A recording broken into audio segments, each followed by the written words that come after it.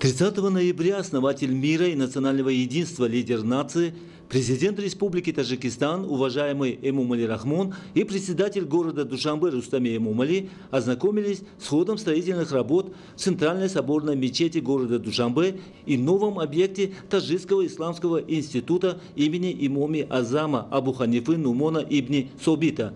Напомним, что проект создания Центральной соборной мечети города Душанбе осуществляется при непосредственной поддержке основателя мира и национального единства, лидера нации, президента Республики Таджикистан, уважаемого Эмомали Рахмона, и ход строительных работ находится под постоянным контролем лидера нации. Крупная соборная мечеть города Душанбе расположена на площади 12 гектаров земли и будет состоять из молитвенных зданий и залов, библиотеки, музея, актовых залов для принятия гостей, для встреч и переговоров.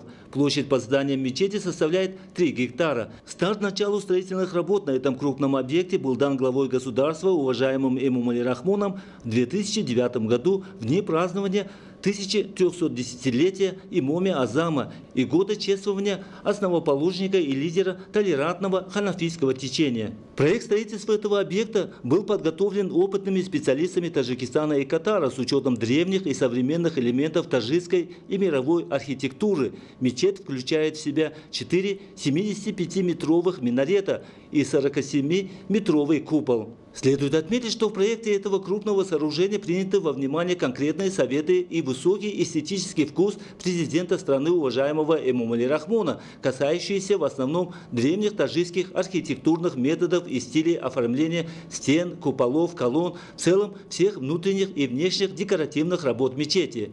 Глава государства в ходе ознакомления со строительными работами обязал ответственных лиц к качественному и своевременному выполнению работ по облагораживанию и озеленению территории Центральной Душанбинской соборной мечети. Было подчеркнуто, что все работы должны быть проведены так, чтобы этот объект со всеми его атрибутами, отвечающими требованиям времени, служил народу Таджикистана и тем, кто будет приезжать сюда в течение столетий. Президент страны, уважаемый Эмомали Рахмон, после ознакомления со строительными работами дал конкретные указания по их усилению и призвал специалистов при этом соблюдать требования мировых стандартов.